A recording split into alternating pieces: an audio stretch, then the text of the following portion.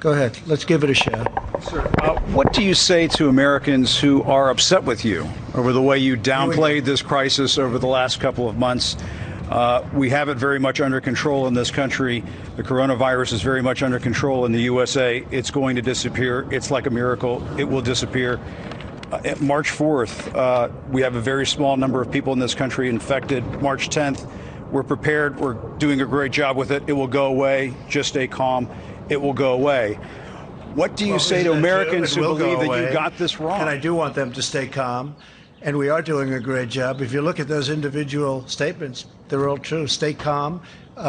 It will go away. You know it is going away. And it will go away. And we're going to have a great victory. And it's people like you and CNN that say things like that, it's why people just don't want to listen to CNN anymore. You could ask a normal question. The statements I made are, I want to keep the country calm. I don't want panic in the country. I could cause panic much better than even you. I could do much. I would make you look like a minor league player. But you know what? I don't want to do that. I want to have our country be calm and strong and fight and win. And it will go away. And it is incredible, the job that all of these people are doing, putting them all together, the job that they're doing. I am very proud of the job they're doing, that Mike Pence is doing, that the task force has done, that Honeywell and Procter & Gamble and Mike and all of these people have done. I'm very proud. It's almost a miracle, and it is, the way it's all come together. And instead of asking a nasty, snarky question like that, you should ask a real question. And other than that, I'm going to go to somebody else. Please, go ahead, please. Now, Trump might try and disregard Jim Acosta's question, but the fact is that about half of the country doesn't approve of Trump's handling of the outbreak. And the principal contributor to that is the fact that instead of adequately preparing this country, Trump spent precious days and weeks pretending that the outbreak didn't even exist, or eventually that it was just some fleeting issue and everything would be back to normal in no time. Have you been briefed by the CDC? Are the words about a pandemic at this point? No, we're not at all, and we have it totally under control. How concerned are you? Well, we pretty much shut it down. You know, a lot of people think that goes away in April with the heat, as the heat comes in. Typically, that will go away in April. We're in great shape, though. It's going to disappear. One day, it's like a miracle. It will disappear. They're going to have vaccines, I think, relatively soon. And they're going to have something that makes you better, and that's going to actually take place, we think, even sooner. So it's a lot of good things are happening. Because a lot of people will have this, and it's very mild.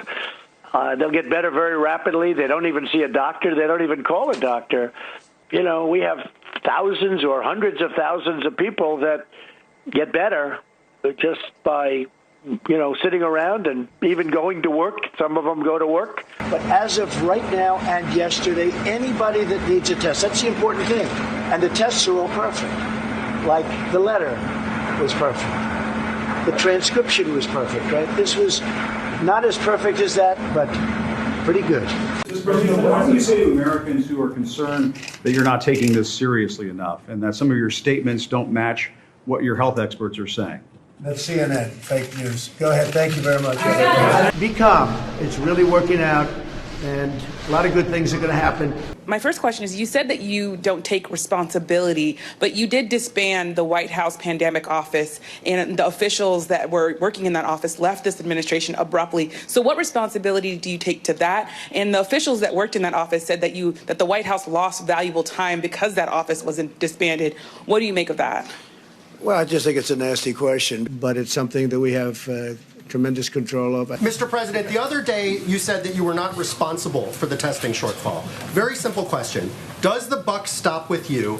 And on a scale of 1 to 10, how would you rate your response to this crisis? I'd rate it a 10. What do you say to the Americans who are scared, though? I guess nearly 200 dead, 14,000 who are sick, millions, as you witnessed, who are scared right now. What do you say to Americans who are watching you right now who are scared? I say that you're a terrible reporter. That's what I say. Easter's a very special day for me. And I see it's sort of in that timeline that I'm thinking about. And I say, wouldn't it be great to have all of the churches full? You know, the churches aren't allowed, essentially, to have much of a congregation there. And most of them I watched on Sunday online. And he was terrific, by the way. But online is never going to be like being there. So I think Easter Sunday, and you'll have packed churches all over our country because we've done one hell of a job. Nobody's done the job that we've done. And it's lucky that you have this group here right now for this problem, or you wouldn't even have a country left. I mean, we're talking about a guy who wouldn't let a cruise ship with sick Americans aboard dock because he was so hell-bent on downplaying this whole situation and didn't want his numbers to go up, and then admitted it. I would rather, because I like the numbers being where they are, I don't need to have the numbers double because of one ship. That wasn't our fault. In fact, he was so committed to downplaying it that we missed every single pivotal opportunity we had to contain the spread. Trump eliminated our government's global health and biodefense positions in 2018. Trump closed the Global Health Security Unit at the NSC. Trump disregarded warnings from Obama administration officials about what could, quote, become the worst influenza pandemic since 1918. Trump ignored warnings from our own U.S. intelligence reports in January and February about a likely pandemic. Trump denied diagnostic tests from the WHO back in February, the same tests that over 60 nations accepted. Trump dragged his feet invoking the Defense Production Act until there were nationwide shortages of equipment and gear. I mean, these aren't small things. They were the literal difference between life and death, and his failure to act quickly is having dire consequences. Consider, too, that the United States and South Korea each had their first case of coronavirus on the exact same day, on January 20th. And this is what each country's respective number of cases looks like now. The difference in those curves is the direct result of each country's government responses.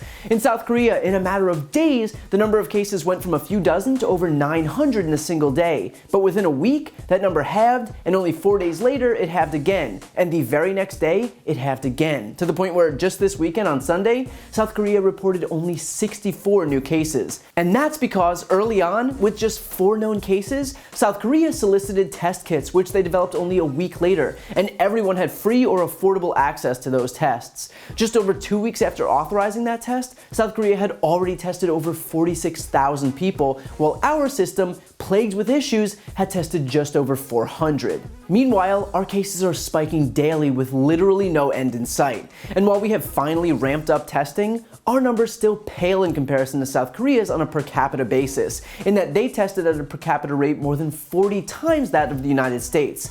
But at this point, it's clearly too late to even take advantage of the benefits of early large-scale testing, as our government's inaction has already failed to contain the virus, and so now we're seeing cases spike in every state in the nation. So Trump can pretend that the American people want to be manipulated into staying calm, but we don't need to be lulled into a false sense of security. We need to be given an actual sense of security. From day one, we needed to have been told the truth and given clear guidance and offered actual leadership instead of some piecemeal approach with half-baked solutions that always seem to come 3 weeks too late.